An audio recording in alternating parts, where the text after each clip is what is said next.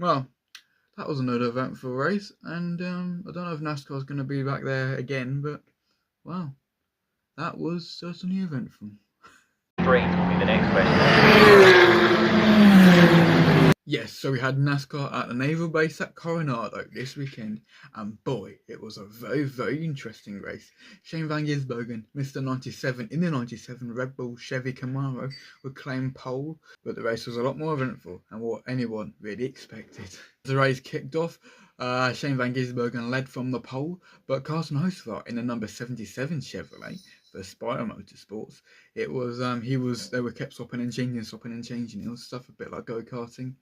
Carl Larson was trying to put the pressure on some of the guys around there as well, and yeah, they were just all jumbled up and just trying to figure out how to race and each other. I think in the first stage, Shane Van Gisbergen dropped down to fifth, I think, as he was trying to figure out how much he could actually push, that sort of thing, because obviously no one else had really had any practice compared to anyone else. I think the main person that had the biggest amount of practice was Carson Hocevar, as he raced some Mazda MX-5s on iRacing, which is quite a fun story there. But apparently they do the most similar lap times on cold tyres to Cup cars.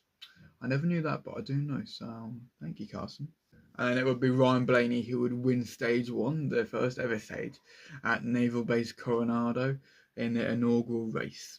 The second stage was where it really, really kicked off. Obviously, you had people trying to flip the stage, get the stage points, and some others trying to pit for track position at the end of the day, and all that sort of stuff then.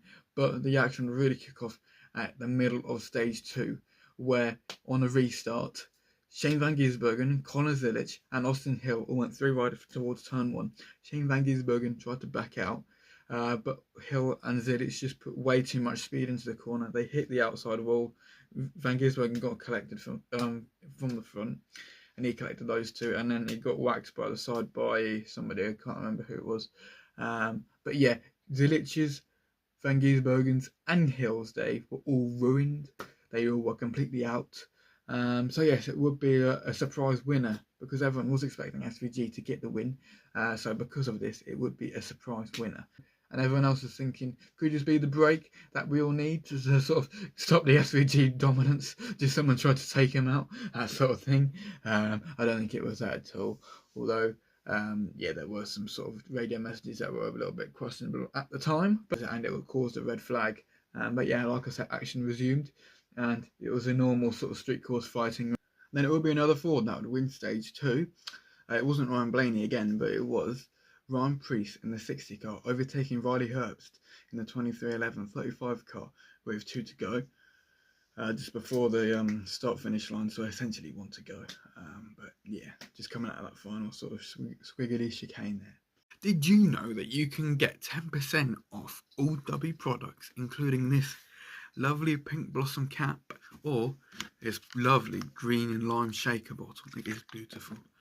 Lovely cut. Not your jam, and if you want the actual products, you can get some of these. But as you can see, there's a whole array of flavours and a whole array of different products you can get. But yeah, if you want any of the coffee extract, there's a big variety here. But if you want this, they even do hoodies as well and flags. So you can get all that sort of stuff, and with 10% off with my code Motorsports95. But yes, it is a very, very diverse range and is all pretty good stuff, so I would definitely recommend it. And we get to the business time of the race in stage 3. There would be a lot of comers and goers in this one, but yeah, this is where you really want to make your money's worth. And to be fair, with the yellow flags, they did kind of do them as quickly as possible as they could do, really. I noticed that a lot compared to even like Watkins Glen earlier on this year, and that is one problem with NASCAR with road course or street courses and the stage racing. It's just the yellows take incredibly long. I mean, they take really long on ovals anyway, but on road courses and street courses, it sort of enhances that sort of problem because of the amount of lap time it takes to get around to the track. Like, I think even at Koto on the short track, a yellow flag lap there took nearly 3 minutes, and that's on the short track. So, but to be fair to them, they did do pretty well with all this as well. Anyways, like I was saying, it would be business time in stage 3, and some of the comers and goers would include 2311, just 2311 as a whole, really. Tyler Reddick in the 45 car, the championship leader, Bubba Wallace in the 23, and Corey Heim in the 1-off-6-7 car, as well as Riley Herbst, sort of a bit further down, but still looking in case if something happened.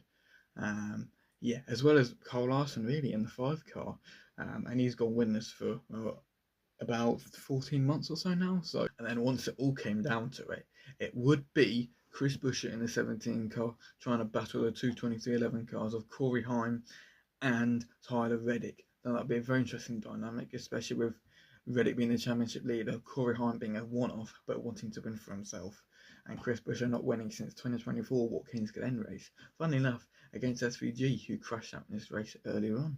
And with about 2-3 laps to go, Corey Heim would try and make the move on Tyler Reddick. They both sort of almost went into a wall sort of thing.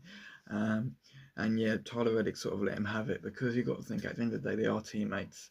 And yeah, he kind of almost stopped in there, and Corey Heim done a thumbs up out the wall, out the hands sort of thing, just saying thank you for letting me having it. And yeah, MJ or Denny Hamlin definitely would have liked it if they properly came to blows. Yes, we would have a debut winner again, a third one this year, and it was to be Corey Heim. Corey Heim in the 6-7 Toyota car, making it 4 Toyota wins in a row, and kind of 4 wins in a row for Denny Hamlin, kind of, as he is a co-owner obviously in 2311. That makes it 10 wins on the year for Denny Hamlin as a whole, 6 as a co-owner, 5 with Reddick, 1 with Heim now, and obviously 4 for himself in the Joe Gibbs Racing Toyota number 11 car. So yes, that was such a bizarre race, but interesting as well at the same time. But yeah, it was quite fascinating to be fair, especially with the fact that the 2 leading Trackhouse cars are out of it as well.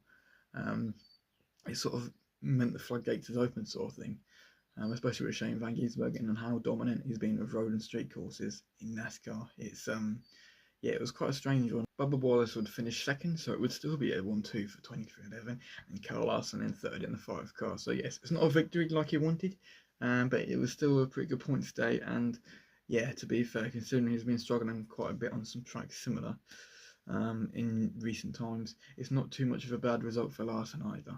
Kevin Magnussen would finish the race 27th after getting into it with Noah Gragson, and getting into it after the fact as well, with them having a bit of a war of words.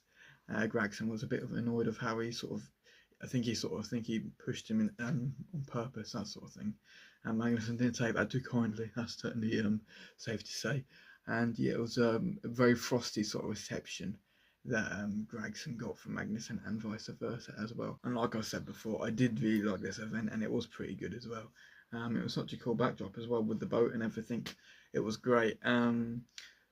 But even the commentators were saying it as well. They said it was like a crown jewel event, that sort of thing. And this was the first try at it. And the track has definitely got a lot more character than Chicago, because Chicago is basically start, stop, 90-degree turn, start, stop, 90-degree turn, left or right sort of thing. So and this has got a bit more, well, a lot more character compared to that. And yeah, it did kind of give me a sort of Belle Isle vibes from IndyCar. It did seem pretty similar to that sort of track that they used to go out to for Detroit. There were quite a few flowing corners, and it was quite bouncy as well. So yeah, but I did really enjoy it, and I do hope they return. Time will tell on that one, but yeah, it would be quite fascinating to see how they return after prior knowledge of it now, similar to Chicago. There's definitely a lot of good publicity from it just as a whole. So yeah, that was great to see. And yeah, what do you think about Naval Base Coronado? Well, the clock struck for Heim time.